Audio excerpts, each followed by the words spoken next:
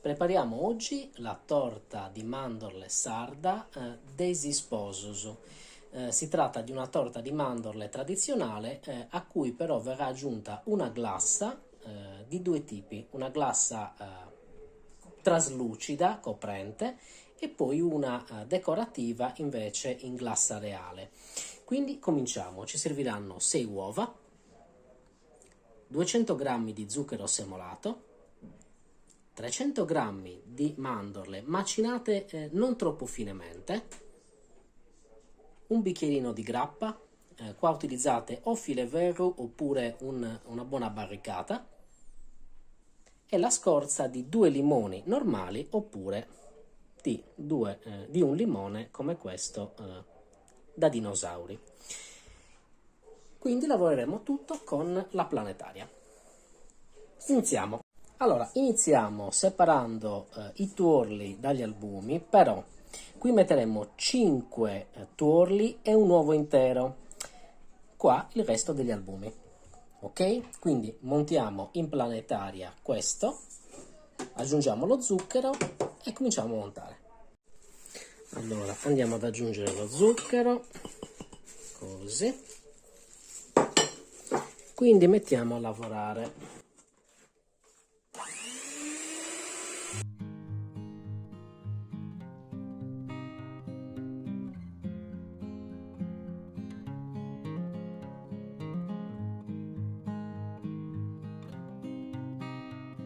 Allora, risultato perfetto, come vedete i nostri tuorli stanno scrivendo, quindi continuiamo la lavorazione. Passiamo a questo punto a montare a neve i nostri albumi. Qua vi ricordo che ci sono 5 albumi, un pizzico di sale, e questi li monteremo con il frullatore.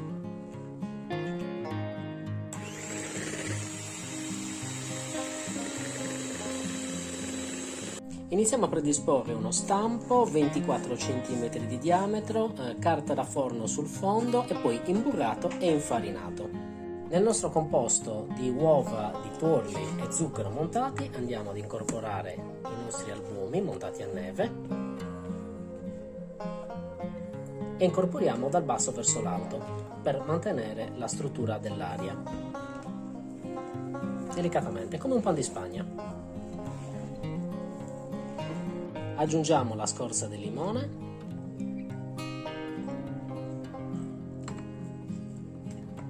abbondante il limone, perché comunque è un aroma molto molto buono, si deve sentire. E quindi mescoliamo sempre dal basso verso l'alto, delicati. Aggiungiamo a questo punto le mandorle, tutte in una volta, e mescoliamo sempre delicatamente dal basso verso l'alto.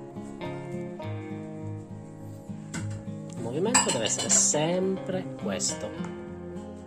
Eccoci qui, l'impasto è ben mescolato. A questo punto aggiungiamo anche la nostra grappa, mescoliamo lo stesso un po' delicatamente e poi andiamo in teglia.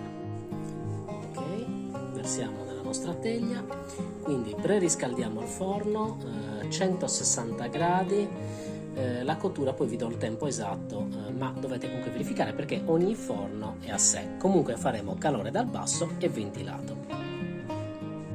La nostra torta è rimasta in forno circa 40 minuti, quindi verificate nel vostro forno, però è ben cotta, l'ho provata. Quindi andremo a glassare la parte superiore adesso con una glassa all'acqua, quindi zucchero a velo e un goccio d'acqua. Verrà fuori una glassa con le sembianze del ghiaccio, una ghiaccia naturalmente. Dopodiché la lasceremo asciugare e quindi procederemo alla decorazione alla sarda, quindi con la glassa reale e con le palline colorate e così via. Allora, per realizzare questa prima glassa diciamo circa 110 g di zucchero a velo, goccio d'acqua che aggiungerò porzionandolo finché non otterrò la consistenza giusta, perché dipende anche un po' dallo zucchero, e poi lavoriamo tutto con il frullatore fino a ottenere una glassa liscia. Allora, una curiosità, non utilizzate succo di limone perché questa glassa, se usate il succo di limone, vi diventa scura, nocciola e non va bene. Con l'acqua rimane invece molto chiara, effetto ghiaccio, molto più bella. Quindi cominciamo a lavorarla. Allora, la consistenza è questa, come vedete, quindi andiamo a metterla sulla torta e distribuiamola.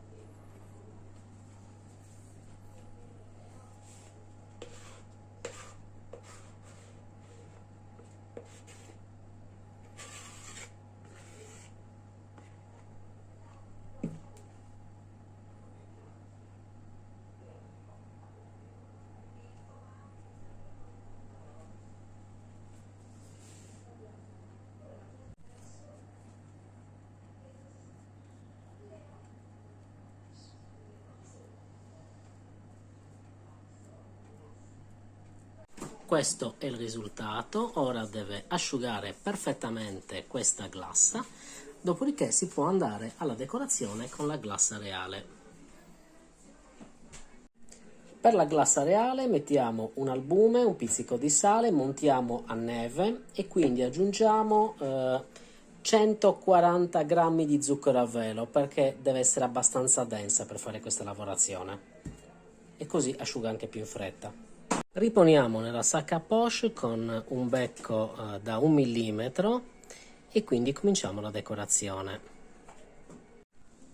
Ed ecco la nostra torta di Sposus ultimata.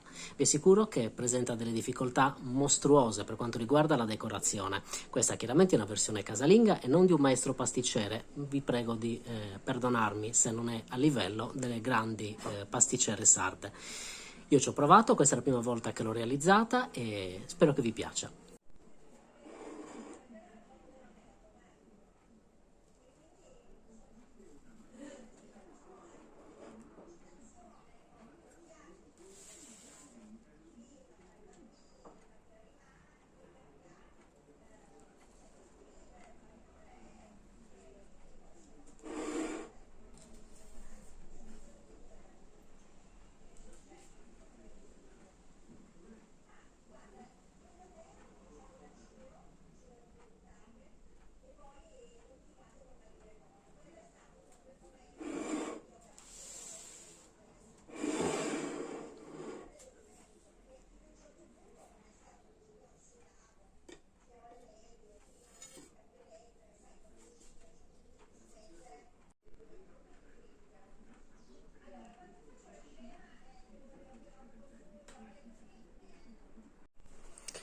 E quindi andiamo all'assaggio.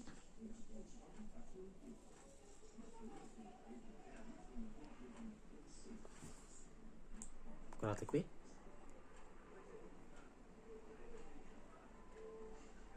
Un vero spettacolo. Assaggiamo.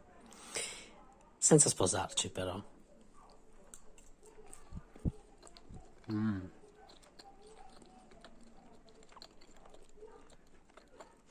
È proprio una torta per occasioni importanti.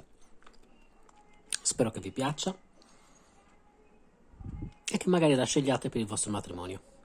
Buon appetito!